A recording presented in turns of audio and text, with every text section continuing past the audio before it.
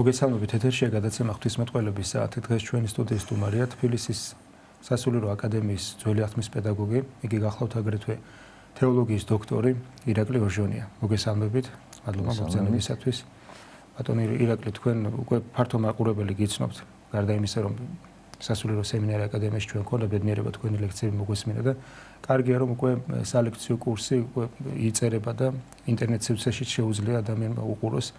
და ბევრი რამ გაიგოს ძველი აღთქმის შესახებ. არა მარტო ძველი აღთქმის სხვა საგნებშიც, მაგრამ ძირითადად ძველი აღთქმის შესახებ. სხვა როცა ადამიანი კონკრეტულად სწავლობს, რა თქმა უნდა, კურსზე ან სემინარი აკადემიაში, მაგრამ ზოგადად მრევლისთვისაც კარგია, რომ უფრო ღრმად იცნობდეს წმინდა წერილს. ამიტომ მადლობას მოგახსენებთ ასევე მრევლის სახელითაც, რადგან ჩვენ სამრევლოშიც ბევრი უყურებს ამ გადაცემებს და ბევრი ისწავლეს და მადლიერები არიან. დღევანდელი ჩვენი თემა შეეხება ბიბლიურ სახელთა ღვთისმეტყველებას მნიშვნელობას, როდესაც წმინდა წერილს კითხულობს ადამიანი, რა თქმა უნდა, ორიგინალ ენაზე ხშირ შემთხვევაში სახელები ყოველთვის რაღაცას ნიშნავდა, მიანიშნებდა, ან რაღაცა მოვლენაზე. ხშირად ღვთის აღთქმაზე მიანიშნებდა, მაგალითად თუ გავიხსენებთ აბრაამს ეცვლება სახელი ყოველთა მამად, რაც თავისთავად შინაარსს გადმოცემს წმინდა წერილს, იმ ისტორიის შინაარსსაც გადმოგცემს, ან გარკვეული საწინასწარმეტყველებო მნიშვნელობას დევს მასში. ასევე შეგვიძლია სხვა მომთაურების სახელებიც ჩამოვთვალოთ, ასევე გეოგრაფიული ადგილების სახელებიც. აი მაგალითად თუ კი დაბადების ციკლს გავიხსენებთ პირველივე თავს, პირველივე თავებში ევა ერთ შემთხვევაში ყოველთა დედას ნიშნავს, მეორე შემთხვევაში სიცოცხლის და აქედან შინაარსის გაგებაშიც გვეხმარება ეს. ძირითადად, როდესაც ჩვენ ძველ აღთქმას ვსწავლობდით, აი სასულიერო სემინარი აკადემიაში, ძირითადი სახელმძღვანელო იმ პერიოდში იყო აი ლოპუხინის ტომეულები, რომელშიც არის მრავლად მოყვანილი ესე გეოგრაფიული და ასევე სახელების განმარტებები და რაც ადამიანს უფრო მეტად ეხმარება ტექსტის შინაარსის გაგებაში. სხვადასხვა ენციკლოპედიები, ასევე ზურაბ კიკნაძის წიგნები და სხვადასხვა, სადაც არის გარკვეულწილად განმარტებები. როდესაც უფრო უცხო ენებზეც კითხულობს ადამიანი ეგზეგეტიკას, ანუ განმარტებებს ბიბლიის სხვადასხვა მომენტებთან განსაკუთრებით ეფრემ ასურს გამოვკვეთ ალბათ. ხშირად შეხვდება ივანე ხროპირსაც აქვს არაერთი სახელის განმარტება. და ალბათ ყველაზე მეტად როცა უკვე ძველ აღთქმას ვეხებით აი ებრაულ სახელთა განმარტებაში ვფიქრობ ყველაზე მეტად შეიძლება მეტი კომენტარი ქონდეს ნეტარ იერონიმეს, რომელიც არის ვულგატას რედაქტორი, ასე ვთქვათ, ლათინური თარგმანით, რადგან ის ძალიან ახლოს იცნობდა ებრაულ სამყაროს, ებრაულ ენას და შესაბამისად ბევრი გარდამოცემები ებრაული იცოდა და ამიტომ ბევრი შენიშვნები მისი კომენტარები ამ მხრივ ძალიან მნიშვნელოვანი და საინტერესო არის. ყოველ შემთხვევაში ასე ცალკეულად ბევრგან არის გაფანტული. მაგრამ კონკრეტულად ერთი სტატია ალბათ არც არის ყოველ შემთხვევაში ქართულ ენაზე. თქვენ ისევე როგორც სხვა თემებთან დაკავშირებით ამ თემაზეც გაქვთ ნამუშევარი და ნაფიქრი და ამიტომ თქვენგან საინტერესო იქნება, რომ ბევრ ამის გაიგებს მაყურებელი, როდესაც რამდენიმე სახელს, რა თქმა უნდა, ახლა ყველა სახელს ვერ შევეხებით, მნიშვნელოვან სახელებს, აი ჩვენ სანამ დავიწყებით ჩაწერას, მანამდე საუბრობდით და თქვენ ახსენეთ ეზეკიელ წინასწარმეტყველის სახელი და ის გეოგრაფიული, ასევე სამოთხის გეოგრაფიული სახელები, მდინარეების სახელები, რა რას ნიშნავს ტექსტის გაგებაში გვეხმარება. აი დავიწყოთ ალბათ აქედან ძველი აღთქმის სახელებიდან, მისმა და მათი მნიშვნელობებით. კი ბატონო, პირველ რიგში დიდი პატივისცემით მოგესალმებით თქვენ მაყურებელს. და რადგან ჩვენი დღევანდელი საუბრის თემა თქვენ დაასათაურეთ უკვე და მე გავიმეორებ თქვენი ნებართვით, ეს არის ბიბლიური საკუთარი სახელების სიმბოლური ღვთისმეტყველება, ღვთისმეტყველება სიმბოლიკის გამოკლებით, ასეთ შეიძლება ვთქვათ, რაც გულისხმობს იმას, რომ წმინდა წერილში დაცული საკუთარი სახელები როგორც ადამიანებთან დაკავშირებით გამოყენებული, ასევე გეოგრაფიული ადგილებისა წინასწარმეტყველებითია რაღაც მოვლენის გამცხადებელია. ამიტომაც ჩვენ გვჭირდება საეკლესიო განმარტებები, ეკლესიის მამათა კომენტარები, რომელთა საშუალებითაც შემეცნება მოხდება იმისა, თუ რა მოიაზრება კონკრეტულ საკუთარ სახელში. და რადგან ასეთი სახელი უამრავია და აღნიშნეთ და კიდევ ერთხელ ვთქვათ, რომ შეუძლებელია ერთი გადაცემის პარგლებში და ზოგადად რამდენი ასეული სახელია დაფიქსირებული ყველას განმარტების მოტანა, ჩვენ რამდენიმე გამოვყოთ, თქვენი რამდენიმე ახსენეთ და ამ კუთხით გავყვეთ. და პირველი ახლა უცებ მე რაც გამახსენდა შეიძლება მოვიშვილოთ ბიბლიის დასაწყის ნაწილში, კერძოდ დაბადების წიგნის მეორე თავში გადმოცემული ცნობას 64-ის ედემის ორივე ტერმინს მოვიშვილებ და იქიდან გამომავალი 4 მდინარის შესახებ. ცოტა შორიდან და მე უფრო ახლოს მივიდეთ ამ საკუთარი სახელების ღვთისმეტყველებასთან. მაგალითად დიდი მოძღვარი წმინდა სევერიანი გაბალონელი ასეთ განმარტებას იძლევა, ესე იგი ბიბლიური ტექსტის მიხედვით მდინარე გამოდიოდა ედემიდან და რწყავდა სამოთხეს. აი თუ გავიხსენებთ უშუალოდ შინაარს ტექსტისას ამას გვეუბნება და განიტოტებოდა 4 ნაკვეთად. ეს იყო ტიგროსი, ეუფრატი, ფისონი და გეონი. ეს 4 ტერმინია დაფიქსირებული წმინდა წერილში. რას ნიშნავს ეს გარდა გეოგრაფიული გააზრებისა და პირდაპირ გაგებით აღქმის? ანუ ეს პირდაპირაც გვესმის, ამას გვეუბნებიან ეკლესიის მამები, მაგრამ პირდაპირის მიღმა რაღაცა სიმბოლური სახისმეტყველებითი შინაარსია დაცული.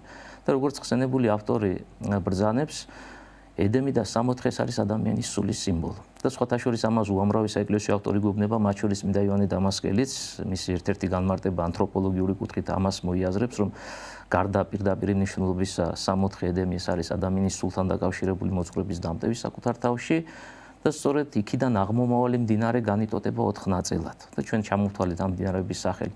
რას ნიშნავს ეს ისევ სიმბოლურად, გამოიყენოთ ეს სიტყვა. არსებობს 4 ძირითადი სათნოება. გრძელდება განმარტება ასეთი ფორმით. ეს არის კეთილგონიერება, მთელცნობიერება, ახოვანება და სამართლიანობა. და ადამიანი, რომელიც საკუთარ თავში საღვთო მადლს დაიტევს, აი ამ მდგომარეობას ფლობს, ის არის საღვთო სათნოებების შემომკრები.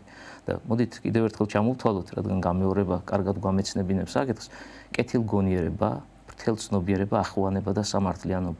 ანუ სამოთხიდან აღმომავალი მდინარე, რომელიც 4 ნაწილად განიყოფა, ეს არის სიმბოლური სახით წარმოჩენილი სწავლება ღვთისაგან ყოვლადი სიკეთით შექმნილ ადამიანს, ჩვენ პირველმშობლები მოიაზრებიან ადამსა და ევას, რა მდგომარეობაში იმყოფებოდნენ ისინი, რას ფლობდნენ ისინი, რომ ეს იყო კეთილგონიერება, მთელცნობიერება, ახოვანება და სამართლიანობა.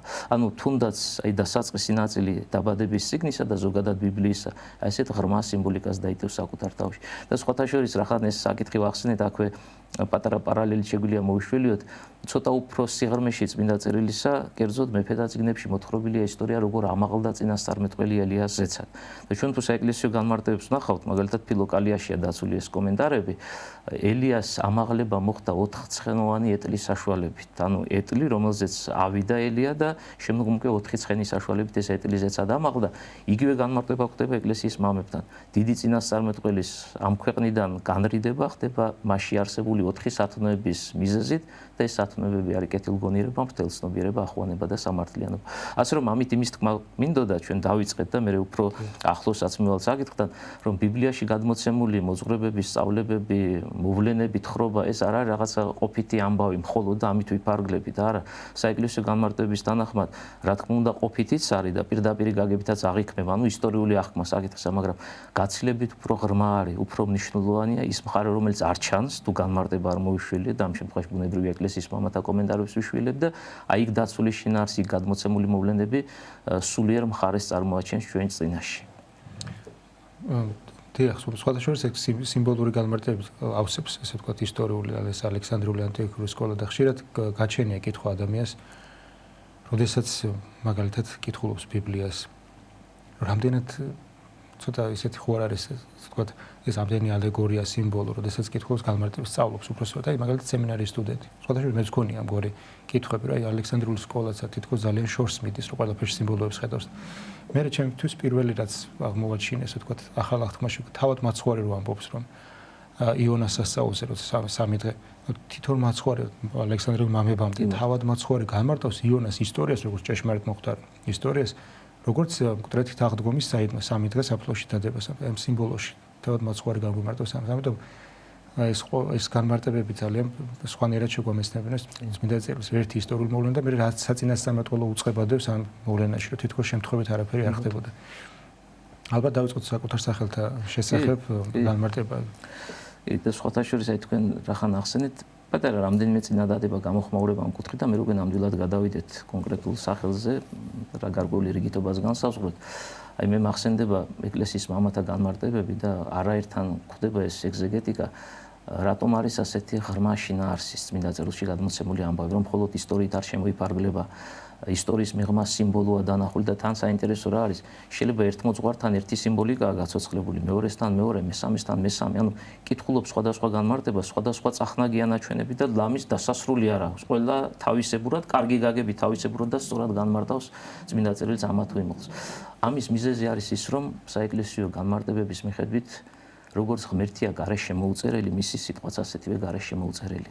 ანუ ამ შემთხვევაში სიტყვაში, როდესაც ჩვენ ტექსტში გადმოცემულ სიტყვას გულისხმობთ, ის რა თქმა უნდა გარეშე მოწერილია, ასოებისგან შედგება და იწყება და მთავრდება, მაგრამ აი შინაარსი რაც ჩადებულია, როდესაც კონკრეტული ავტორი ბიბლიის რომელიმე წიგნისა ღვთისგან შთაგონებული მოძღვრებას გადმოსცემდა, აი ამ მოძღვრებითი კუთხით ეს არის გარეშე მოუწერელი სწავლება. შესაბამისად, ვინც ფლობს მდგომარეობას, რომ საფრთხო საიდუმლო განჭვრიტოს, ის აი ამ მოვლენის ამოკითხვის შედეგად ამ საიდუმლოს ჩვენ განმარტების სახით გვიცხადებს, მაგრამ ვიღაცას უფრო მეტი უნარი აქვს და მეტი შესაძლებლობა და უფრო ღრმად მიდის და აი ამ ღრმა საიდუმლოს ამოიტანს ოკეანის სიღრმიდან, ეს სიმბოლური გამოთქმა გამოვიყენო და აი ეს არის დაუსრულებელი მსვლელობა. ანუ ყველა შემთხვევაში, ყველა ეპოქაში თუ ადამიანი მომზადებულია თავის სულიერი მდგომარეობით რომ ეს საიდუმლოები შეიმეცნოს დაინახოს მას შეუძლია რომ ეს ახალი სწავლება ღვთისგან გაცხადებული ჭეშმარიტების სახით დაინტერესებული მკითხველის თუ მსმენელის წინაშე წარმოაჩინოს და აი ამ გაგებით ამის უამრავი ნიმუში გვაქვს უამრავი მაგალითი გვაქვს თავად წმინდა წერილში და ეკლესიის მამათა კომენტარებში ადამიანი წმინდა წერილს კითხულობს და სულიერი მდგომარეობა განაპირობებს რამდენად გესმის შენის ახმას როგორი სულიერი მდგომარეობაც ადამიანს რამდენად სულიერი გამოცდილება გაქვს ისე გეგებლობ თუნდაც ისტორიას რომელსაც აი ძველახმისეულ ისტორიას თუ ახალახმისეულ ისტორიას ამიტომ შესაბამისად მამებს რომელსაც უფრო დიდი სულიერი გამოცდილება ქონდათ ისინი ყვებავენ ჩვენ და ისიც როცა კითხულობ ერთ წელს თუ ერთი რამ გაიგე ამ განმარტები და მეორე წელს შეიძლება უფრო სიღრმისი რაღაც გარკვეულ სულიერ გამოცდილებას ადამიანი მეტად იძენს როცა ის ცხოვრობს სულიერად ეკლესიურად და შემეცნების პროცესში ერთთან სწავლობს ამავე დროს კიდევ გავადრო და კიდევ სხვა ერთი და იგივე ისტორიას შეიძლება პირველ ჯერზე გეგონოს რაღაც დიდი რამ აღმოაჩინე და შემთხვევით უფრო მეტად გასაგები გახდა გავაწლები და კიდევ უფრო მეტად თუ ადამიანი სულიერად ვითარდება რა თქმა უნდა ყველას თავისებური შესაძლებლობის შესაბამისად შეუძლია გაიგო ყველასთვის არის გესახსია თუ ადამიანს მიეცა ხედვის უნარი აი ესეთ შეფასება შეიძლება გავაკეთოთ მე მაშინ უძლია დაინახოს ესეთი რამ რაც შეიძლება ვიღაცისთვის ვერ არის დანახული და იმიტომ რომ ვიღაცას ეს ხედვის უნარი შეიძლება არ კონდეს და აი ეკლესიის დიდი მამები არიან ის პიროვნებები ვისაც ეს ხედვის უნარი ქონდა და ისინი ხედავენ იმას რასაც ნუ ჩვენ ჩვეულებრივი ადამიანები ვერ ხედავთ და ამიტომ ჭირდება მათგან დახმარება მათი განმარტების გაცნობა რომ მათგან დანახული მე როგორ ჩვენგანაც გააზრებული იყოს და შემეცნებული ჩვენი დამტევნელობის ფარგლებში რა თქმა უნდა ამ მამების შემთხვევაშიც კი ერთმანეთს ავსებს ანუ ერთი თუ კი ერთი მამა ერთ რამეზე ამახვილებს ყურადღება იმავე ისტორიაში მეორე საკითხზე ამახვილებს ყურადღებას მათაც თავისებური დამტევნელობა აქვთ და ასე შემდეგ გადავიდეთ სახელთა შესახებ გადავიდეთ ზოგადად ერთი ასე ვრცელი თემა ადამიანის ამის შესახებ არაერთგზის მისაუბრი ადრე რა თქმა უნდა ტელევიზიაში არა მაგრამ გაუნათლებლობა ან ისტორიის უცოდინარობა ხშირად იწვევს ხოლმე სახელებს როცა გაიგებენ თანამედროვე ეპოქაში მაგალითად სახელს გაიგებენ გაკვირვებას ან გაღიმებას ეს რა სახელია ეს პრობლემა მოდის იქიდან რომ ადამიანი გაუნათლებელია და ძირითადად შეჩოულია იმ სახელებს რომელიც მის დროს არის მოდა ასე ვთქვათ გამოიყენებს ამ სიტყვას გავრცელებული მოდასაც უწოდებ ხოლმე მე პირადად რადგან სახელები ესეთი არის მაგალითად მე-19 საუკუნეში დასავლეთ საქართველოში ხშირად იყო ბერძნული სახელები გავრცელებული იცვლება ხა ჩემ ბავშვობაში ყოველ მეორეს გიორგი ერქვა მეგონი რომ იბადებოდით ხო მაგრამ იყო პერიოდი როცა გიორგი ბევრს არ ერქვა მაგალითად ნინო ძალიან გავრცელებული სახელია საქართველოში იყო პერიოდი ნინო ძალიან იშვიათი სახელი იყო არ იყო თავით რომ მე 4 საუკუნე ყველას ნინო ერქვა და ასე შემდეგ და ასე შემდეგ ხშირად შედგენილი სახელები ქართული სახელები დღეს ძალიან მივიწყებული არის მაგალითად და ფიქრობენ რომ რომელიღაცა პოპულარული წმინდანის სახელი უნდა ერქვას აუცილებლად ადამიანს მაშინ როდესაც ჩვენ გვყავს სინაპრები რომელიც თავის მხრივ შეიძლება არ არის ბევრი ცნობა მათზე, მაგრამ ბევრი მათგანი შეიძლება წმინდანიც არის და ქართული სახელები ერქვათ. ხშირად ხდება ხოლმე აი ისეთი შედგენილი სახელები, როგორც აი ის ბიბლიაში არის, ხო, რაღაცა მოვლენას რო უკავშირდება. დღეს უფრო გვიან პერიოდში განსაკუთრებით შემორჩენილი უფრო სამეგრელოში ამგვარად, რომ აი რაღაცა მოვლენასთან დაკავშირებით დარქმეული სახელები და მოსახსენებაშიც ხშირად ხდება ხოლმე ეკლესიაში ამგვარი სახელები და ზოგჯერ აი სტიქაროსნებს ეგემებათ ხოლმე, რომ მე ყოველთვის უცხოარი, მაგრამ იმ სამყაროში რო იცხოვრო მეთქეს შენთვის ჩვეულებრივ გავაწლები და ის სახელები ამოტივტივდება რომელიც მაგალითად ჩვენ წინაპრებს ერქვა ქართული სახელები დღეს სრულად მივიწყებულია და არავინ არ არქმევს მაგალითად შვილს ქართულ სახელებს ძალიან იშვიათი არის ჩვენ რო გონია რომ გავრცელებულია და ქართულია ეს რეალურად ქართულია ებრაული წარმომავლობის ბერძნული წარმომავლობის ძირითადად ესე გავრცელებული ამიტომ ამაში უცნაური არაფერი არ არის იმ ეპოქაშიც ასე ხდებოდა რაღაცა მოვლენას უკავშირდებოდა სახელი და ხშირად შედგენილი სახელებიც იყო, მაგრამ როცა წმინდა წერილს საუბრობ, რა თქმა უნდა, სხვა უფრო ღვთისმეტყველებაც არის, მაგრამ ყველა სახელი რაღაც მოვლენას უკავშირდება. აი მაგალითად მოსე წყლიდან გამოხსნილს ხო მაგალითად წყალში. ან ისტორიას აღწერს მისი სახელიც ხო ეს ეგვიპტური სახელი. გავმარტოთ რამდენიმე სახელი და უფრო კი, გეთანხმებით. მისი შინაარსი უფრო მით უმეტეს როცა ბიბლიაზეა საუბარი, კიდევ ერთხელ ხაზი გაუსვათ იმას, რომ ეს არ არის რაღაც მხატვრული შემოქმედება და ღვთის სიტყვაა და შესაბამისად ღვთის სიტყვა გულისხმობს იმას, რომ თავის თავში ძალიან ღრმა შინაარსს დაიტევს. და მოდით რადგან ჩვენ კონკრეტულად ეს საკითხი ავიღეთ, რომ ბიბლიური საკუთარი სახელებიდან გვემართა, უკვე ერთი ნიმუში მოვიშველიოთ და მე გავყვეთ და დრო რის საშუალებაც მოგცემს, იმდენი სახელი მოვიტანოთ და მე განმარტებაც მოვაყოლოთ. მაინც დავიწყოთ ადამიანით, იმიტომ რომ პირველი სახელი ეს გვხვდება წმინდა წერილში, ჩვენ პირველ მამად ის არის წოდებული და კაცობრიობას დასაბამი მეორე ნახევართან ერთად, ევასთან ერთად სწორედ მან დაუდო. და მე უნდა დავასახელო ისევის ავტორი, ვინც ვახსენეზევით, სევერიანი გაბალოვნელი, ეს ღირსი მამა, რომელსაც აქვს განმარტებული შესაქმე და ამ შემთხვევაში ხაზი გავუსვათ, რომ ის ბერძნული ტექსტის ეგზეგეტიკას ახდენს და ბერძნული ტექსტის ყვალობაზე სახელი ადამი, ჩვენ ქართულ ენაზე ხუთი ბგერაა, ბოლოში ემატება. ბერძნულში ეს არ ხვდება. ადამ ამ ფორმითაა მოტანილი. ა დ ა մ. აი ეს 4 ბგერა. და სევერიანი გაბალოვნელი ასეთ ეგზეგეტიკას გვთავაზობს, რომ პირველ მამის სახელი ადამი, ეს არის 4 ბერძნული სიტყვის თავკიდური ბგერების გაერთიანების შედეგად მიღებული ტერმინი, რაც თავის თავში დაიტევს საიდუმლოს იმისა, რომ სწორედ მისგან გამრავლდა კაცობრიობა. და მოდით ახლა რა ტერმინებზეა საუბარი და მე ეს თავკიდური ბგერები ჩვენ ჩამოვაცილოთ და შედეგს როგორც მივიღებთ, აგერ პრაქტიკული მაგალითის საშუალებით ვნახოთ. სევერიანი ასახელებს ასეთ 4 სიტყვას: ანატოლია, დუსის, არქტოს და მესიმბრია. ჩვენ ქართულად უნდა ვთარგმნოთ: აღმოსავლეთ, დასავლეთ, სამხრეთი და ჩრდილოეთი. და თუ თავკიდურ ბგერებს კიდევ ერთხელ თქვენი ნებართვით გავიმეორებ, ანატოლიას ჩამოვაცლით, დუსის დს გამოვაკლებთ, არქტოს ასევე ას მოვაცილებთ და ანატოლია დუსის არქტოს და მესიმბრიას მს მოვაცილებთ, ჯამში მივიღებთ ადამიანს. ანუ სახელი ადამი სევერიანის განმარტების თანახმად, ეს არის აღმოსავლეთი, დასავლეთი, სამხრეთი და ჩრდილოეთი და მიზანი ამ შემთხვევაში ბერძნულ ტექსტში დაფიქსირებული ამ სახელისა არის ის, რომ მისი საშუალებით ჩვენ წინაშე წარმოჩნდა საიდუმლო იმისა, რომ სწორედ ადამიანისგან გამრავლდა კაცობრიობა ქვეყნის 4. მაგრამ ახლა საინტერესო რა არის? ეს განმარტება ამით არ სრულდება. ანუ ამას თავისი გაგრძელება ახლავს და ის გაცილებით უფრო მნიშვნელოვანია. გარდა რაღაც კონკრეტული ისტორიული ფაქტისა, ბიბლიური საკუთარი სახელების საკუთარ თავში ღრმა, ამჯერად ხაზი გავუსვათ მესიანურ წინასწარმეტყველებასაც დაიტევს. და მოდი ჯერ ზოგადად ვთქვათ, ჩვენ ვიცით პავლე მოციქულის ეპისტოლებიდან მოძღვრება სწავლება იმის შესახებ, რომ არსებობს პირველი ადამი, რომელიც ჩვენი პირველ მამაა, თავის დროზე 60-ში მყოფი და მე შეწოდების შედეგად 60-ის დამტევებელი, მაგრამ იმავდროულად პავლე მოციქული გვასწავლის მეორე ადამიანის შესახებ. და ყველამ კარგად ვიცით, რომ ეს მეორე ადამი მაცხვარი.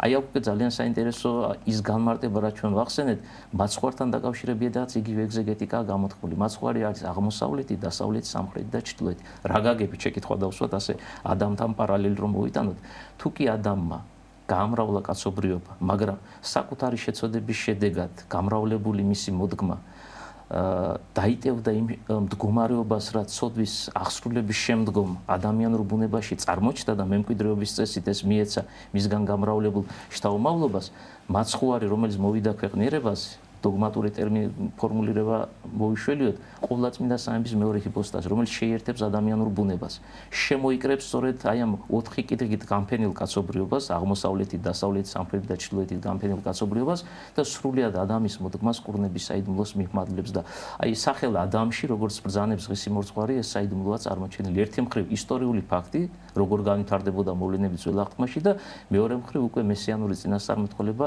კაცობრიობის გამოხსნის იდუმალება როგორ აღსრულდება. თითქოს ერთი სახელი, ერთი პიროვნებისა, მაგრამ ასეთი ღრმა სიმბოლური და მესიანური წინასწარმეტყველებების შემონკრების საკუთარ თავში. ფაქტიურად შემოიკრებს ადამიანის კაცობრიობის ისტორიას ისტორიის შემონკრები. და ამის ახმას სჭირდება მთელი კაცობრიობის ისტორიის გააზრება ადამიანისთვის, რომ ადამი როგორ დაეცა, რისთვის მოხდა მესიის განკაცება და რატო არის მეორე ადამი. ამის ცოდნა სჭირდება, გააზრება სჭირდება მთელი ამ ისტორიის ცოდნა. საინტერესო სახელია თავად მაგალითად ისრაელი, რომელიც ეწოდა იაკოვს, მისი მნიშვნელობა, იმიტომ რომ შემდგომში აი ამ ისტორიის შემდეგ წინასწარმეტყველებები ხშირად უწყებას ისმინა ისრაელი. და მნიშვნელოვანი არის ამ გაგებით ეს ტერმინიც, რაც გულისხმობს თქვენ იეზეკიელის წინასწარმეტყველი ახსენეთ. დიახ. მისი სახელია, მასთან დაკავშირებით ეს საკითხებიც რომ სამართოდ. ბატონო, მაშინ პატარა გამოხმაურება ისრაელი როგორც ეკლესიის მამათა შრომებში მე მაინტერესებდა და ბევრი წყარო მომიძიებია და გამოკრებილიც ამაქვს საგანგებოდ პირადად ჩემთვის. უპირატესი განმარტება არის გონებამხილველი ღვთისა. და იაკობისადმი წოდება ისრაელის ალბათ გვახსოვს ეს ეპიზოდი ძველი აღთქმის დაბადების წიგნში არის წარმოჩენილი, როდესაც იაბოკის სანაპიროზე უცნობს შეერკინება. ვინ არის უცნობის სხვადასხვანაირად განიმარტება, მაგრამ ჩვენ ერთი ყველაზე უფრო მეტად მიღებული და საეკლესიო წიაღში შეწყნარებული ეგზეგეტიკა მოუშვილოთ, ეს არის ყოვლადწმინდა სამების მეორე ჰიპოსტაზი, რომელიც ეჩვენა ადამიანის გარეგნობით, წმინდა იუსტინე ფილოსოფოსი, აქვე ავტორი დავასახელოთ, და აი მასთან შერკინების პროცესში იაკობს დაერქმევა ისრაელი. რაც ნიშნავს გავიმეოროთ გონებამხილველი ღვთისა. ანუ თუ კი მანამდე იაკობს ზოგადი ცოდნა აქვს ღმერთის შესახებ და იცნობს მას, მაგრამ ეს ცოდნა ხილვის გარეშეა. აი აქ უკვე ეს ხდება ღმერთის მხილველი, თუმცა ეს რა თქმა უნდა სასწაულებრივი გამოცხადება, მოდი ასე დავაკონკრეტოთ, ზეღმერთ ჯერ არ განკაცებულა და ის ჭეშმარიტად ადამიანურ ბუნებას საკუთარ იპოსტაში არ ფლობს, ანუ გულისხმობ პირველი საუკუნის მოვლენებს, როცა ნამდვილად მოხდა განკაცება და ორბუნებოვანი ღმერთი მოევლინა ქვეყნიერებას კაცობრივი ბუნებით, მაგრამ სასწაულებრივად წინასწარმეტყველებითად ამასაც ხაზი გაუსვათ, ამით ხდება მოსწავება იმისა, რაც მომავალში აღსრულდება. იაკობ მამამთავარი ხედავს ზეღმერთს ადამიანის გარეგნობის მქონეს და აი სწორედ ამ ჭიდილის შედეგად მას დაერქმევა სახელი ისრაელი გონებამხილველი ღვთისა. და სხვათა შორის ძალიან სიტყვა არ მინდა გამიქცეს და ამიტომაც მაქსიმალურად შევამოკლებ. ჩვენ ვიცით ისრაელი ვინ იყო ძველ აღთქმაში. ეს არის ერთი ერი, რომელსაც რჩეული ერი ეწოდა. და აქედან მოდის ეს სახელი. იაკობის მეორე სახელი, უშუალოდ ღვთისაგან მისთვის წოდებული ისრაელი შემდგომ მის მოდგმაზე, მის მემკვიდრეებზე განივრცო, მაგრამ იმავდროულად ვიცით, რომ გარდა ფიზიკური ისრაელის არსებობს სულიერი ისრაელი. და ეს უკვე სულიერი ისრაელი ის ისრაელია, რომელმაც პირველ საუკუნეში არჩევანი შესაბამისი გააკეთა და წარმართაგან მათი შემოკრება მოხდა ახალი აღთქმის ეკლესიაში. ასე რომ თავად ეს სახელი ძალიან ღრმა შინაარსს და დატვირთული, ვინაიდან ვინც მიიღო განკაცებული ღმერთი და მესია, აი იმას ეწოდა გონებამხილველი ღვთისა ახალი აღთქმის ეპოქაში.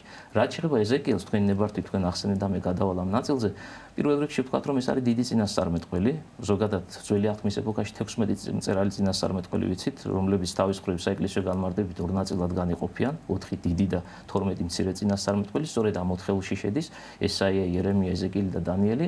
ეზეკიელმა დაწერა წიგნი, რომელიც იწყება ძალიან საინტერესო და ესეთი ღრმა გამოცხადებით, თეოფანიით.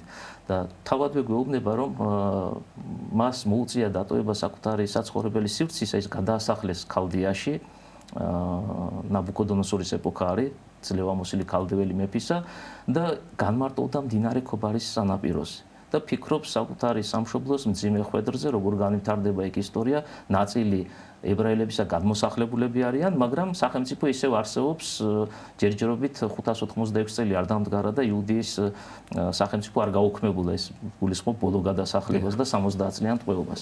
თუმცა ნაწილი 10,000 კაცი უკვე გადმოსახლებულია, მათ შორის აღმოჩნდა ეზეკიელი.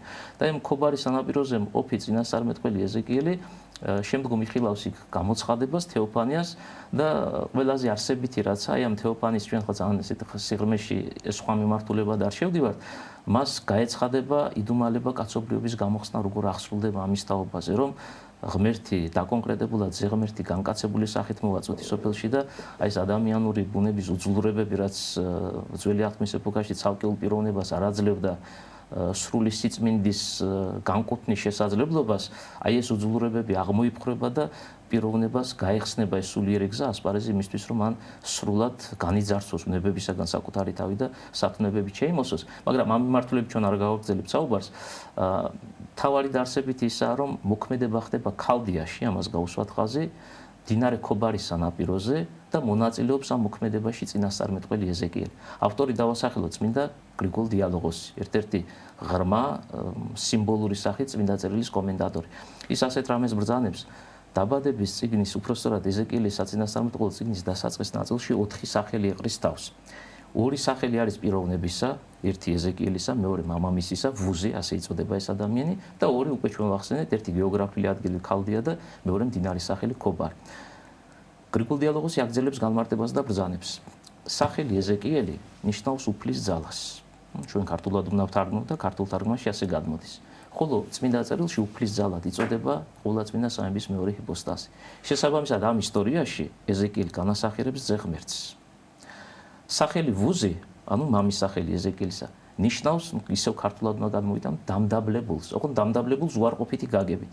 და ვუზი ეზეკიელის მამ არის სიმბოლო ძველი აღთქმის რჩეული ერისა, რომელსაც ეს სახელი განეკუთვნა მას შემდგომ, რაც მათგან შესაბამისი არჩევანი გაკეთდა და მესია იქნა უარყოფილი. აი ამის მერე ისინი ვუზად იწოდებიან, ანუ დამდაბლებულად იწოდებიან. ბრძანებს წმინდა გრიგოლ დიალოგოსი. და თავად მოქმედებაც ასეთია, ეზეკიელი იშვა ვუზისაგან და ძველი აღთქმის რჩეულმა ერმა მოავლინა ქვეყნიერებაზე მაცხოვარი, იმიტომ რომ გავიხსენებ დოგმატიკონში დაცულ მოწყვლებას იესო ქრისტე არის ხორციელად იუდეველთაგან, ასეთ რამეს ბრძანებს ერთ-ერთი ავტორი წმინდა არსენ იყალთოელის თარგმანში ზუსტად ეს ფორმაა დაცული, მაცხოვარი არის არა ებრაელი, არამედ იუდეველთაგან ხორციელად. აი ასეთი განსაზღვრებაა საეკლესიო დოგმატიკონის მიხედვით ჩვენ დამემოტანილი და ამ შემთხვევაში კიდევ ერთხელ შევაჯამოთ ზემოთ ეს ორი სახელის ჩვენგან მოტანილი განმარტება, რომ ვუზი არის რჩეული ერის სიმბოლო, ხოლო ეზეკიელი არის ის, ვინც ამერის წიაღში მოევლინება ქვეყნიერებას, ანუ იგულისხმება ზეღმერთი. მაგრამ ეზეკიელი გადის მდინარე ქობარის სანაპიროზე. ტექსტი ამას გვამცნობს, მისი წიგნის დასაწყისი ნაწილი. ქობარი, ისევ ქართულად უნდა გადმოვიტანოთ, ნიშნავს სიმძიმის ქვეშ მყოფს, ან ერთი ტერმინით დამძიმებულს. ხოლო დამძიმებული ძველი აღთქმის ეპოქაში ეს არის კაცობრიობა, რომელიც პირველ მშობელთაგან აღსრულებული შეცოდების შედეგად ამ ცოდვის ტყვეობაში აღმოჩნდა და ცოდვაში ყოფნა და ცოდვისგან დატყვევულობა სიმძიმეს გულისხმობს თავისთავად ცხადია. აი ეზეკიელი იქ მივიდა, დამძიმებულთან მივიდა, ანუ ქობართან მივიდა. ანუ განკაცების იდუმალება, რომ რჩეული ერის წიაღში ქვეყნიერებას მოვლენილი ზეღმერთი მოვიდა კაცობრიობასთან. მაგრამ აი ახლა მეოთხე სახელიც უნდა მოვიშვილოთ, რომ ეს სრული სურათი შეიკრას. ქობარს ფლობს ქალდია, იმიტომ რომ გეოგრაფიულად ქალდიაში მდებარეობს ქობარი. ხოლო ქალდია განიმარტება, აგრძელებს წმინდა გრიგოლ დიალოგოსი ეგზეგეტიკას, როგორც დამატყვევებელი. ანუ ქართულ თარგმანში შესაბამისი ტერმინი უნდა გადმოვიტანოთ როგორც დამატყვევებელი. და ვინ არის ეს დამატყვევებელი, რას ნიშნავს სიმბოლური გაზრებით? ეს არის დაცემული ანგელოზი, რომლის უშუალო მოქმედების შედეგად სამოთხეში აღსრულდა შეცოდება და კაცობრიობა ჩვენი პირველ მამის თუ პირველ დედის სახით დატყვევებული სიმძიმის ქვეშ და სიმძიმეს დაქვემდებარებული შეიქმნა. აი სურათი ჯერ კიდევ დაბადების წიგნში გადმოცემული მოვლენებისა, რომ ყოვლადი სიკეთით შექმნილმა ადამიანმა შესწოდა ანგელოზის, დაცემული ანგელოზის, ასე დავაკონკრეტოთ, შემოთავაზების შედეგად, უკეთური შემოთავაზების შედეგად აღმოჩნდა სიმძიმეში, მაგრამ ღმერთმა არ დაივიწყა შემცოდე კაცობრიობა და რჩეული ერის წიაღში აღსრულებული განკაცების გზით მოვიდა კაცობრიობასთან, იმისთვის, რათა გამოხსნის საიდუმლო აღესრულებინა. თითქოს როცა ამ ნაწილს კითხულობ, შეუძლებელია მსგავსი რამ გაიაზრო, მაგრამ აი დიდი მოძღვარი წმინდა გრიგოლ დიალოგოსი ამ ისტორიულ ფაქტებში, გეოგრაფიულ ადგილთა სახელდებაში ასეთ ღრმა სიმბოლიკას განჭვრეტს. ეს არის მესიანური წინასწარმეტყველება ადამის მოდგმის გამოხსნის თაობაზე. ახლა ხანს ვკითხულობდი იუსტინე მარტვილის აპოლოგიას, რომელიც დაიბეჭდა და გამოვიდა მისი ტექსტი, ასე ვთქვათ. კრიტიკული ტექსტია და კარგად დამუშავებული არის. და რამდენიმე ძალიან ბევრი ადგილი აქვს, როდესაც განუმარტავს ხო იმპერატორს ჭეშმარიტებას, ქრისტეს ჭეშმარიტებას და ასე შემდეგ და ძალიან ბევრი მაგალითი მოყავს საწინასწარმეტყველო წიგნებიდან, ძველი აღთქმიდან. როგორც წინასწარ უწყება და ამბობს, რომ მაგალითად რომ ესა და ეს წინასწარმეტყველი 800 წლით ადრე წინასწარმეტყველება და ეს ამბავი მოხდა, ნახეთ როგორ აღსრულდა წინასწარმეტყველება ზობისთან დიდებით შესვლაზე იერუსალიმის ჯვარცმაზე და ასე შემდეგ. ძალიან ბევრი მაგალითები მოყავს მას მტკიცებულება და ეს მხოლოდ ერთი მისი წერილიდან გამომდინარე.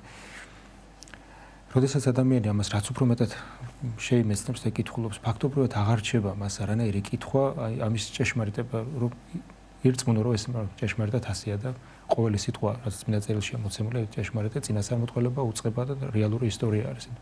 ამის გარეშე თუ კი ამას უკვე აღარ ირწმუნებს, მე ესეთი განცდა მიჩნდება ხოლმე და არა რომ არ უნდა გინდოდეს რომ ირწმუნო. რაღაცა თვითნებური, ასე ვთქვათ, ნების გამოხატულება, რომ აი არ გინდა რომ ირწმუნო. შეუძლებელი რომ არ ირწმუნო, როცა ამას კითხულობ. იმდენად ბევრი მტკიცებულება არის და როცა ამას ემატება ის ალეგორიული განმარტებები, რასაც ახლა თქვენ რამდენიმე 1-2 მაგალითი მოიყვანეთ და ავსებს ეს წმინდა წერილს, აი მისი შინაარსის გაგებას, რომ საუკუნეებით ადრე აღსრულდა მოვლენა, რაც თავისთავად წინასწარმეტყველება და მაგალითად შემდგომ ახალი აღთქმის ეპოქაზე და ამავე დროს მთლიანად ისტორიაც კი წინასწარმეტყველებს ახალი აღთქმის ეპოქაზე, მაგალითად გამახსენდა იოსებ მამამთავრის ეს ცხოვრება. მთელი მისი ცხოვრება ქრისტეზე წინასწარმეტყველა, როგორც ალექსანდრიელი მამები გამარტავა. კიდევ რამდენიმე სახელს ხომ არ შეგვიძლია შევეხოთ კიდევ რამდენიმე სახელს. აი ხარ ახლა ჩვენ ორი საკუთარი სახელი პიროვნებისა და ორი გეოგრაფიული ადგილის და მდინარის სახელი მოვიშველეთ, უცებ გონებაში ასეთი ტერმინი გაცოცხლდა ბეთლემი, საყოველთაო ცნობილი, მოდით ამაზე ზოგადად შეიძლება ეს ცნობილია, მაგრამ ჩვენ კიდევ ერთხელ გავიმეოროთ, როგორც ეკლესიის მამები განმარტავენ, ეს სიტყვა ნიშნავს პურის სახლს, ბეთლეხემ, ებრაული ჟღერადობით. და მაგრამ გარდა იმისა, რომ ეს ასეთი ზოგადი გააზრება პურის სახლი, იქ რაღაცა სხვა სიმბოლიკაცაა დანახული საეკლესიო კომენტარების მიხედვით. კერძოდ, რატომ დაერქვა ამ სივრცეს ბეთლემი? ყოფითი განმარტება ისა, რომ მოდიოდა კარგი პურის მოსავალი, პურის ხორბალი, რომელიც ითესებოდა, ყველაზე კარგად ამ სივრცეში მოდიოდა და აი ამ არსებულმა შედეგმა საბოლოო ჯამში უკვე ტერმინის წარმოშობა განსაზღვრა და ამ სივრცეს ეწოდა ბეთლემი. მაგრამ ჩვენ აი უკვე ვილაპარაკეთ, თუნდაც ორი მაგალითის საფუძველზე, რომ წმინდა წერილში დაფიქსირებული საკუთარი სახელების არ არის მხოლოდ ყოფითით დაწყებული და დასრულებული და საეკლესიო განმარტებების მიხედვით ამ კონკრეტულ შემთხვევაში ეს სახელი არის თავის თავში წინასწარმეტყველების დამდები, რომ დადგება შესაბამისი ჟამი, როდესაც ბეთლემში, ანუ პურის სახლში მოევლინება ქვეყნიერებას ის, ვინც საკუთარ თავს უწოდებს ზეციდან გარდამოსულ პურს და აი ამ სახელმა, რომელიც შემომკრებია ესე იგი ტერმინი პურისა და იმავდროულად მეორე სიტყვისა სახელი, ჩვენ გვიჩვენა წინასწარმეტყველებად ვითად, რომ დადგებოდა შესაბამისი ჟამი, როდესაც ქვეყნიერებას მოევლინებოდა, გამოიყენოთ ეს ხატოვანი გამოთქმა, უამრავ საეკლესიო ავტორთან დაფიქსირებული ზეციდან გარდამოსული ღმერთი, რომელიც კიდევ ერთხელ ხაზი გაუსვათ საკუთარ თავს ზეციდან გარდამოსულ პურს უწოდებს. მაგრამ პურის ცხოველი, მაგრამ საინტერესო რა არის, გარდა ბეთლემის ამ ადგილს ეწოდებოდა მეორე ტერმინიც. ჩვენ ბერძნული უნდა მოშველეთ, კარპოფორონ ასეთი შესაბამისი სიტყვაა დაცული საეკლესიო ტექსტებში, რაც ქართულად ითარგმნება როგორც ნაყოფიერი, ან ნაყოფს მსხმოიარა, ესე შეიძლება ითარგმნოს. და მამები არც ამ ტერმინს ტოვებენ უყურადღებოდ და ასეთ განმარტებას იძლევიან. ბეთლემი და ნაყოფიერი გაერთიანება ამ ორი ტერმინის ზუსტად გვიჩვენებს მესიანურ წინასწარმეტყველებას, კერძო დავაკონკრეტოთ, რომ დადგებოდა შესაბამის ჟამი, როცა ღმერთი განკაცდებოდა, მაგრამ იმავდროულად შედეგს რა იქნებოდა მოტანილი კაცობრიობისათვის და რადგან შედეგი ვახსენეთ, მოდით აქაც გარკვეული დოგმატური ფორმულირება მივცეთ საკითხს. პირველ მშობელთაგან აღსრულებული შეცოდების შედეგად ადამიანში არსებული მდგომარეობა შეიცვალა. გულისხმობთ იმას, რომ ბუნება, რომელიც ყველასთვის ზოგადია და საერთოა, დასნეულდა და ეს სნეული ბუნება პიროვნებაში ავლენდა თავს. და ამ სნეულებისგან განკურნების შესაძლებლობა ვიდრე ქრისტეშობამდე არ არსებობდა, რადგან ყველა ცალკეული მოღვაწე, მოსაგრე, როგორი დიდი გულისხმიერებითაც არ უნდა ყოფილიყო ის აღჭურვილი და მსურველი, რომ დაემარცხებინა სნეულება, ის ამას ვერ ახერხებდა. ანუ ცოტა უფრო თუ შევამსუბუქებ სათქმელს, ბუნება იქვემდებარებდა პიროვნებას და პიროვნება ბუნებას, ბუნების სნეულებაზე ვერ იმარჯვებდა. რა განახორციელა მაცხვარმა? მორიგი შეკითხვა დავსვათ. შეიერთა რა საკუთარი პოსტაში ადამიანური ბუნება, აი ეს უძლურებები განკურნა ერთი მხრივ, მაგრამ მეორე მხრივ აღავსო იგი იმ სიკეთეებით, რაც თავის დროზე დამკვიდრებული იყო ჩვენულ არსებაში. ამიტომაც ბეთლემის მეორე სახელი ნაყოფიერი, აი ამ იდუმალებას გვიცხადებს, გვეუბნებიან ეკლესიის მამები, რომ ღვთის განკაცების შედეგად, ანუ ზეციდან პურის გარდამოსვლის გზით, ანუ ძეღმერთის ადამიანად მოვლინების შედეგად, ადამიანური ბუნება ნაყოფიერებით აღივსო, ბუნებრივია სულიერი ნაყოფები მოიაზრება, რაც განკურნების შემდგომ უკვე ცალკეულებული პიროვნებისგან აღსრულებული ჯეროვანი სწორი არჩევანის შედეგად ცალკეულ ადამიანში, ჰიპოსტაზ ადამიანში შეიძლება გამოვლინდეს. აი სახელი ბეთლემი მოკლედ თუ განმარტავთ, როგორი ღრმა შინაარსის დამდებია საკუთარ თავში, წინასწარმეტყველებითი შინაარსის. ამასაც ხაზი გავუსვათ. ხშირად არის როდესაც მაგალითად წინასწარმეტყველთა სახელები, ანუ უფრო მოგვიანებით ახალ აღთქმაშიც არის აღწერილი, მაგალითად შობა იოანე ნათლისმცემლის, რომელსაც ანგელოზისაგან ეწოდება სახელი და რაც გარკვეულწილად რაღაც გარკვეულ წინასწარმეტყველებაზე მიუძღვება. მანუკეშვილი სიტყვები მიანიშნებს ამ მნიშვნელობაზე, ამ ადამიანის შობის შემდეგ მოღვაწეობაზე და ასე შემდეგ. რამდენიმე ალბათ ესეთ მაგალითს შეიძლება გავუსწროთ. თქვენ რო საუბრობთ, პირველი უცებ რაც გონებაში მომივიდა სახელი იონა. რამდენიმენაირად განიმარტება, მაგრამ ერთ-ერთ ყველაზე პოპულარული გამოიყენება ამ სიტყვას და ძალიან ბევრ საეკლესიო მოძღვართან რაც ხდება, ნიშნავს მტრედს. ქართულ თარგმანში ასე გადმოდის. ანუ მშობლებმა საკუთარ შვილს დაარქვეს სახელი იონა და ნუ ჩვენ უკვე ვიცით განმარტებულად, რომ ეს არის მისი შესატყვისი არის მტრედი. სხვა გაგაწოდინებთ. დიახ. ქართულში შემოსული უცხოური სახელები, რომელსაც თავისთავად ენაზე ხშირ შემთხვევაში აქვს ხოლმე მნიშვნელობები ისეთი, რომელსაც ქართულშიც მოიძებნება ანალოგიები. აი მაგალითად ახალ აღთქმაში არის მაგალითად ქართული სახელი არის ქურციკი, ქურციკა, ადრე ერქვა ხოლმე. იგივე მაგალითად არის ახალ აღთქმაში მოხსენიებული ბერძნული სახელი, საქმე მოციქ კულტაში გადმოცემული. და არაერთი ესეთი სახელი, მაგალითად თუნდაც სპარსული სახელები ჯიმშერი, მაგალითად ქართულში არის იქ ტყუპლობს ნიშნავს, ქართულში არის ლომია, ლომკაცა, ესეთი სახელები. და ხშირ შემთხვევაში დამკვიდრებული უცხოეთიდან შემოსული მსგავსი შინაარსის სახელები და ქართული მივიწყებული არის და ადამიანმა როცა არ იცის სახელის მნიშვნელობა, შინაარსი და მისი წარმომავლობა, ის უფრო ბუნებრივად ჩვენება უცხოეთიდან შემოსულ უცხო სახელები, ვიდრე ქართულად დღეს მაგალითად ვინმე დაარქვას ქართული სახელი, ვეფხია დაარქვა, მე თავის შვილს. საქართველოში გავრცელებული სახელი და მიაჩნია ეს სახელი როგორ უნდა დაარქვას. მე კიდევ ერთხელ ვამბობ, რომ აი ეპოქები მოაქვს გარკვეული ესეთი ტენდენციები, რომ რაც რომ აი მაგალითად კიდევ ცოტა ისეთი შემთხვევა არის მაგალითად ამ ამბავს არ უკავშირდება, მე ძალიან მიყვარს სახელი ლუარსაბი მაგალითად ჩვენ დიდი მოწამე მეფისგან გამომდინარეობს და საქართველოს იმპერიაში ძალიან ლამაზ სახელად და გავრცელებული სახელი იყო თავის შინაარსითაც და ზოგადად დიდი ფიგურები არის. მას შემდეგ რაც წმინდა ილია მართალმა ჭავჭავაძემ დაწერა კაცი ადამიანი, ეს ამ სახელის პოპულარობა დაიკლო. დღეს ალბათ არავინ არ არქმევს ამ სახელს. რაც ჩემ შულს დავარქვი მაგალითად ანტონი ეს სახელი იმ პერიოდში როცა დავარქვი ბავშვებს მე დღეს უკვე რამდენიმე მოვნათლე უკვე იგივე სახელით. გავა ეპოქა მაგალითად მე-19 საუკუნის სახელები კვლავ შემოვა ესე ვთქვათ. კიდევ ამ სიტყვას გამოვიყენებ. გავრცელდება მოდაში შემოვა ესეთ კიდე დაარქვი, მაგრამ არ ვაქცევთ ხოლმე ყურადღებას მნიშვნელობას და შინაარსს და თავში რო ვახსენე მაგალითად მეგრული სახელები, ხო, მაგრამ მოსახსენებლად ცოტა ძველი სახელები რომ ველოდი ან მაგალითად მსგავსი ძალიან ბევრი სახელები შეიძლება რომელიც უკავშირდება რაღაც გარკვეულ ისტორიულ მოვლენას და ემოციას მშობლის და წმინდა წერილშიც კი რაღაც ისტორიას და ემოციას უკავშირდება ან რაღაცა გარკვეულ აი საქართველოში გავრცელებული სახელები ვარდო და ასე შემდეგ უცხოურიც არის მსგავსი მისი შესატყვისებები ყვავილების სახელები ლამაზი გამშვენებული სახელები დღეს არავინ არ იყენებს ქართულ სახელებს მაგრამ უცხოეთიდან თუ არის ეს შემოსული ამ შემთხვევაში ვარქმევთ ანუ ადამიანზე უფრო მეტად მოქმედებს აი ტენდენცია მოდა იმ პერიოდის ვიდრე მისი ბუნებრივიც არის რა თქმა უნდა ყველა ეპოქაში ესე იყო მაგრამ ყოველ შემთხვევაში რაც უფრო მეტად იცნობს ადამიანი ზოგადად ისტორიას, სახელთა ისტორიას და ტერმინების მნიშვნელობას, მისთვის უკვე არაფერი აღარ არის გასაკვირი და არც მაგალითად ხშირად ამბობენ, რომ აი რომელიც წმინდანის სახელია, სახელი რო ქვია ადამიანს და ჩვენი პატრიარქების სახელი, კათოლიკოსების სახელები რო გავიხსენოთ, მე-6 საუკუნის, მე-5 სპარსული სახელები რო ქვიათ, ისეთი სახელები ქვიათ, დღეს მინდა არ ქონს ამ სახელს, ხო, მაგალითად.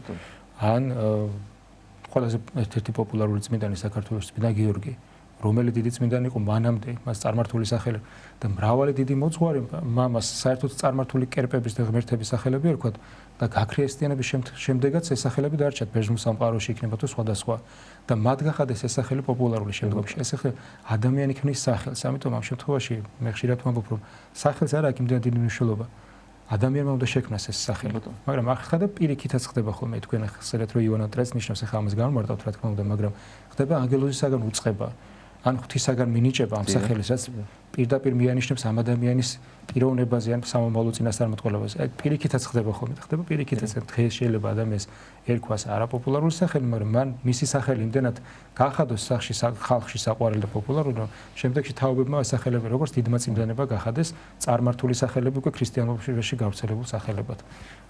აპოლონი და სხვა და სხვა, ანუ წარმართი ღმერთების სახელები იყო და გახდა უკვე ქრისტიანობისთვის ესე ვთქვათ გავრცელებული სახელები. გეთანხმებით, აბსოლუტურად გეთანხმებით და მე მარტივი ლოგიკაც აკეთგენ გვიწინამძღვრებს. ეს სახელები პირველ საუკუნეში ხარ მოგონილა, მანამდეც არსებობდა კაცობრიობა და ანუ და მით უმეტეს ძველი ათმის ეპოქაზე როცა ლაპარაკი რჩეულიერი ერთი ეთნოსია და დანარჩენი კაცობრიობა იმის მიღმა, დიდი უმრავლესობით წარმოდგენილი და აი როდესაც პირველ საუკუნეში ქრისტიანობა გავრცელდა, ის სახელები რაც მანამდე არსებობდა, შემოიკრიბა ეკლესიის წიაღში და აი რაც თქვენ თქვით სრულად გეთანხმებით, პიროვნებებმა ეს სახელები გააქრეს ქრისტიანის თუ შეიძლება ხო ქრისტიანული შინაარსი დატვირთეს ეკლესიამაც ეს მოვლენა აღასრულა და ამიტომაც არ არსებული რაც იყო იმის გამოყენება მოხდა და აბსოლუტურად იმ ნაწილშიც გეთანხმებით რომ ადამიანმა უნდა ცხოველყოს სახელი და ამ სახელს თავისი შინაარსი და დანიშნულება უნდა მეანიჭოს რა თქმა უნდა ეს ასე აი ჩვენ თქვით და მე თქვენ ამას მოაყოლეთ ეს განმარტება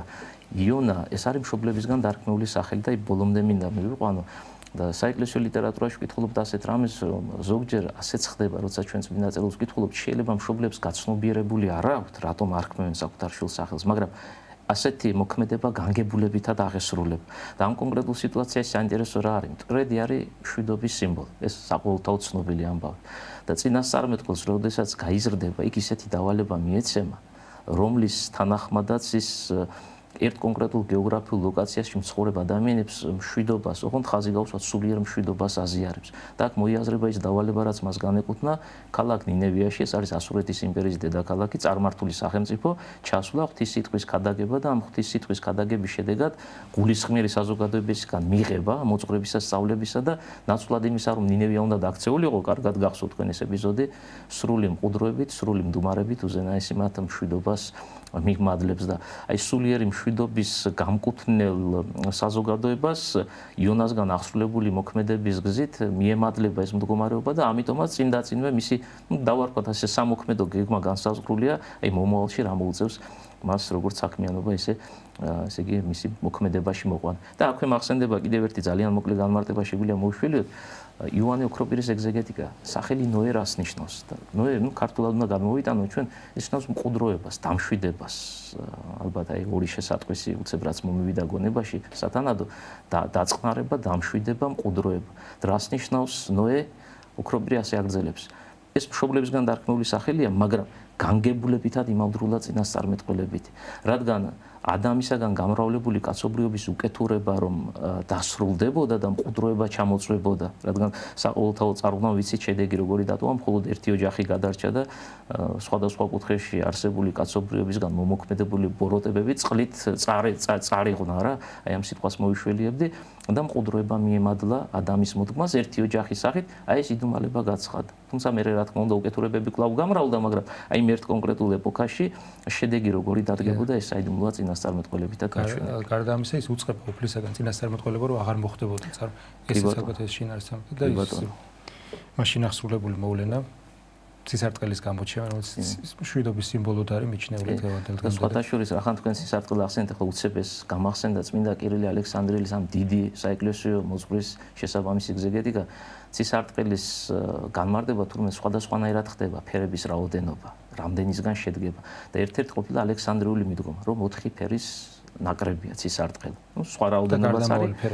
კი, მაგრამ ამ შემთხვევაში ხაზგასმა კეთდება 4 ფერზე, 4 ფერის ერთობა, რომელიც მე უკვე გარდამავალ ფერებსაც იძლევა და დიდი მოძღვარის განმარტებას იძლევა. აი ეს ალექსანდრიული განმარტება, რომ სისარტყელა 4 ფერისგან შედგება, არ არის შემთხვევითი და თავის თავში ღრმა სიმბოლიკას დაიდევს და ამ კონკრეტულ ვითარებაში ესეც მესიანური წინასწარმეტყველებაა და ნიშნავს, რომ 4 სტიქიონის ურთიერთშეერთების შედეგად ადამიანური ბუნება ჩვენ ვიცით ამ შემთხვევაში ხორცელი ბუნება ამ სტიქიონების კრებულია ქვეყნიერებას მოელენება მხსნელი ამას სოფლისა და თან გავიხსენოთ ეს სისარტყელა სად იხილვება ცაში იხილვება რა აი ზეციდან რომ ღმერთი გარდამოვა და ადამიანად მოვა სამყაროში აი ამ იდუმალებას გვიცხადებს და თან სისარტყელა რისი მივანიშნებელია წმინდა წერილის მიხედვით კაცობრიობას მშვიდობა ეძლევა ანუ რომ არ მოხდება შემოსვლა და დაღუპვა ადამიანის მოდგმისა აი ეს იდუმალება ცხადდება და ღმერთი რომ განკაცდა და ადამიანი გამოიხსნა და აი ეს ძველაღთმისეული მდგომარეობა შეიცვალა და როგორი დიდი სათნოებების შემომკრებიც არ უნდა ყოფილიყო პიროვნება ყველა შემთხვევაში წარწმედას ექვემდებარებოდა ძველი აღთმის ეპოქაში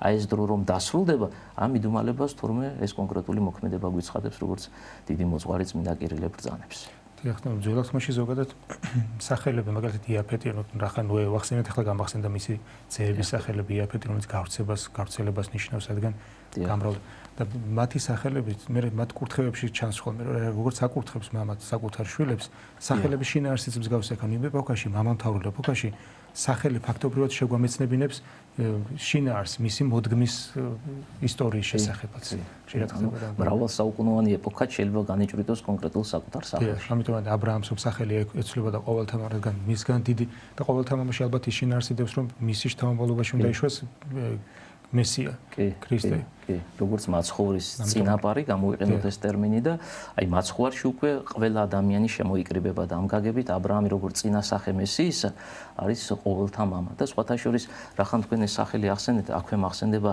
ეკლესიის დიდი მამის კლიმენტე ალექსანდრიელის ერთ ძალიან ღრმა ეგზეგეტიკა სტრომატებში დაცული მის სახელით განთქმულ ნაშრომში ასეთ რამეს ამბობს თავდაპირველი სახელი აბრაამი 1-10 ახმოვანი მოიაზრება შუაში სახელისა დაცული მე იცვლება მეორე ხმოვანი ემატება იგივე ანუ 2-10-ია წარმოჩენილია აბრაამი ხო ქართულად ცოტა რთულად აღსაქმელია თუ ყურადღება არ მიაქცია ადამიანმა აი შემატება მეორე 100 აბრაამის სახელში თავის თავში ასეთ იდუმალებას დაიდევს ბრძანებს კლიმენტე ალექსანდრიელი წმინდა წერილის თანახმად ის გულისხმობს აპოკალიფსის წიგნს. ღმერთი საკუთარ თავს უწოდებს ალფას და ომეგას. ანუ ანი და ჰოე ქართულში ასე გვაქვს, ხო? ბერძნულში ალფა და ომეგა, იმიტომ რომ ალფად იწყება და ომეგა 24 ასოსგან შედგება ბერძნული ამბავი და პირველი და ბოლო ბგერები არის წარმოდგენილი. აი რადგან ღმერთმა საკუთარ თავსო ალფა უწოდა და აბრაამის სახელს აშეემატა და ბერძნული სკვალობაზე ეს იგივე ალფა, ეს ნიშნავს იმას, რომ აბრაამი, რომელიც დაიბადა წარმართულ სივრცეში, ური, კარგად ვიცით ეს ადგილი წმინდა წერილიდან და ბუნებრივია, სადაც დაიბადა და სადაც გაიზარდა, ის რეალობა შეითვისა მან, ხო? მშობლებმა, მეზობლებმა, ახლობლებმა, ნათესავებმა რაც ასწავლეს, ის მიიღო. და რას ასწავლიდნენ ისინი? ეს წარმართული საზოგადოებაა, მრავალღმერთიანობა და ასე შემდეგ, ხო?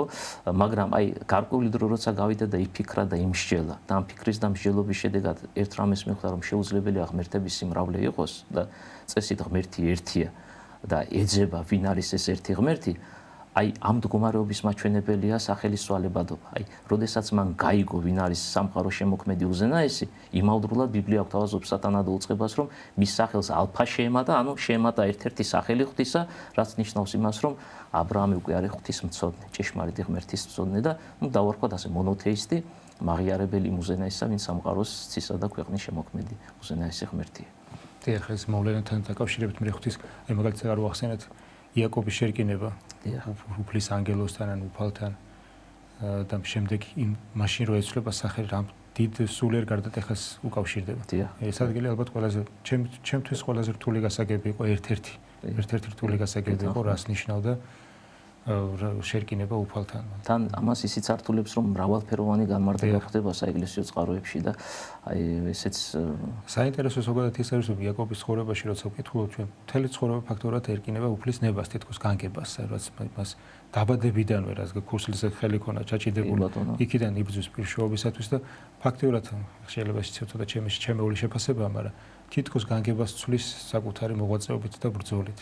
თითქოს გარკვეულ ის რაც თავისთავად უნდა მომხდარიყო მას რომ ეს სულიერი გამოცდილება არ ქონოდა არ ებრძოლა თითქოს ის შეიძლება სხვანაირად მომხდარიყო მაგრამ მან შეცვალა თითქოს უფლის განგებულება და ეს მაგ ისედაც რთული გასაგებია და ზოგადად ადამიანის სულიერ ცხოვრება ეს ძალიან რთული რამ არის ეს რაღაც სხვათა შორის აი თქვენი ის უცებ გონებამ დაიჭირა ეგ შეფასება თქვენეული ეგ რა თქვენ რასაც ამბობთ რომ ისტორიაც ადასტურებს ამას ბიბლიური ისტორიას გულისხმობ ის არის მეორე შვილი მართალია ტყუპები იბადებიან, მაგრამ პირველი ესავი გამოვიდა დედის წიაღიდან დამგაგებით პირმშოშვილი ის არის, მაგრამ ჩვენ ვიცით როგორ გაგრძელდა შემდგომში მოვლენები, პირმშობა იაკობმა განეკუთვნა. მართალია დედა ეხმარება, მაგრამ ყველა შემთხვევაში დედის რჩევის გამზიარებელი რომ არ ყოფილიყო, შედეგი არ დადგებოდა შესაბამისი და აი ის ცვლის თავისი ამ სწორი ჭიდილით, სწორი დამოკიდებულებით და სწორი მოქმედებით არსებულ ვითარებას, ვინც პირმშო იყო, უგულისხმობის გამო ის პირმშობას კარგავს, ესავს მოვიაზრებთ და ვინც გულისხმიერია და ფიქრობს და მსჯელობს ამ საკითხებზე, ის ამ პირმშობის მიმღები ხდება და შემდგომ უკვე დასაბამს აძლევს რჩეულერს და იმავდროულად ულაწმინდა ღვთისმშობლის წინაპარიც არის, ასეთ შეიძლება გამისასხმოს და მაცხოვრის. ამ შემთხვევაში საინტერესო თითქოს უმნიშვნელო დეტალი, მაგრამ შობისას რო არის აღწერილი შემთხვევით ხო წერია წმინდა წერილში, რომ ხელი ქონდა მოკიდებულიო, უკან მეორე იბადება, მაგრამ მოყვება პირდაპირ ხელი აქვს ჩაჭედებული ქუსლზე ესაა. სხვათა შორის მაგ ადგილის განმარტებაც ახლა რახან საკუთარ სახელებზე ვსაუბრობთ, იაკობი ნეტარი იერონიმეს ეგზეგეტიკის მიხედვით თქვენ იერონიმეს შესავალ ნაწილში ახსენეთ რომ ებრაულ ენას ფლობს და ძალიან საინტერესოა მისი ეგზეგეტიკა ამ კუთხით, აი სხვა მამებს, რომლებიც მხოლოდ ბერძნული ტექსტით შემოიფარგლებიან, აჭარბებს. კარგი გაგებით აჭარბებს. დავამატებთ რომ არა მარტო ენას ფლობს, არამედ ებრაელ მოძღვრებთან არის გაზრდილი და ძალიან კარგად იცნობს იქაურ განმარტებებს და გარდამოცემებს და ტრადიციას გეთანხმებით. ის ასეთ რამეს ამბობს. იაკობის სახელი ნიშნავს ისევ ქართულად უნდა გადმოვიტანოთ ჩემეული თარგმანი კვანტის გამოდებას. ასე ითარგმნება. აი ქუსში რომ ხელი არ ჩაჭიდებული ეს ეპიზოდი თქვენ ახსენეთ, კვანტის გამოდებას ნიშნავს და ვის განეკუთვნა ეს სახელი სულიერი გაგებით. ახლა იაკობი ვინ არის ვიცით ხო? აბრაამი, ისააკი და იაკობი ისააკის შვილზეა საუბარი. მაგრამ ესეც წინასწარმეტყველებითი სახელი და მაცხოვრის ერთ-ერთი სახელი წმინდა წერილში დაცული. მაცხოვარია იაკობი. იაკობი თავის სახელი წინასწარმეტყველებს მაცხოვართან დაკავშირებულ ისტორიას და რა გაგებით. მოვიდა რა წუთის სოფელში განკაცებული სახით ზეღმერთი, მან აი ისევე სახელი უნდა მოიშველი კვანტი გამოსდო ბოროტებას, რომელიც მანამდე მძლავრობდა და მას ვერავინ და ვერაფერი ვერ ერეოდა და კვანტის გამოდება რას ნიშნავს? ის ვინ ზალმოსილია და ადვილად გადაადგილდება, ამ გადაადგილებას წყვეტს და ენარცხება ძირს და აი ეს მოახდინა ღმერთმა ბოროტებასთან მიმართებით სიმბოლურად, ალეგორიულად, რა თქმა უნდა, მაგრამ აი წინასწარმეტყველებითად კიდევ ერთი სახელი და მასში დაცული წინასწარმეტყველება როგორ აღსრულდება შემდგომში მოვლენები. ჩვენი დრო ფაქტობრივად ამოიწურა, რომ ისააკი რო ახსნა, ისააკის ძე არის იაკობი და ისააკის ისტორიაც ძალიან დამაფიქრებელია. ეს სახელს არ უკავშირდება, მაგრამ ზოგადად გამახსენდა.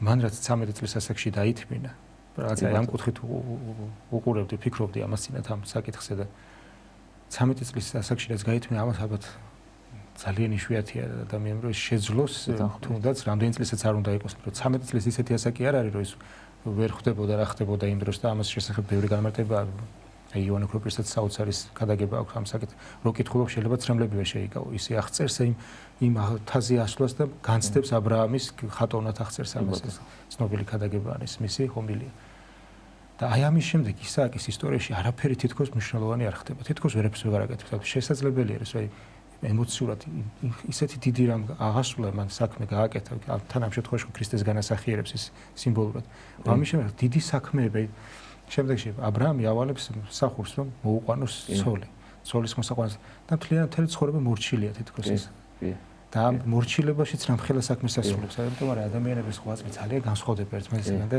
ერთი მხრიდან არ უნდა შეაფასო ადამიანი ძალიან განსხვავდება ერთი თითქოს არ ჩანს მაგრამ ამით ძალიან დიდ რამეს აკეთებს მეორე მთელი ცხოვრება იბრძვის მაგალითად იაკობი მაგრამ იაკობს არ აქვს ისეთი გამოცდილება როგორც ისააკს აქვს და ზახან თქვენ ახსენეთ მხოლოდ რამდენიმე წამი დაგვჭირდება მაგრამ ეს ადგილის ბოლომდე მივყვანთ ისააკი ნიშნავს ღიმილს და როგორც იაკობია მესიანური წინასწარმეტყველების დამტევის საკუთარ თავში მამები ასე განმარტა ისააკიც თავისი სახელი შინაარსი წინასწარმეტყველებითია რადგან ისააკს ღიმილი ეწოდა ანუ ის თავად ეს სახელი ამას ნიშნავს ხოლო ეს არის ძველი აღთქმის ეპოქა რომელიც არ არის ღიმილის დრო ეს არის გლოვის აი იაკობ მამამთავარი ასამბლეა წუხარები ჩაიყვანთო ჩემს სულ ჯოჯოებში ეს არის წუხილის ტირილის წრემლების დროჟავი მაგრამ რადგან მის კურთხეულ უпростоრად ისააკს დაერქვა სახელად ღიმილი თავად ეს სახელი კიდევ ერთხელ ვთქვათ რომ ღიმილს ნიშნავს ეს ნიშნავს მოასწავებს იმას რომ დადგება შესაბამისი ჟამი როდესაც წუხარებაში მყოფი კაცობრიობა ღვთის განკაცების გზით მისთვის მინიჭებული გამოხსნის შედეგად აი ამ მდგომარეობას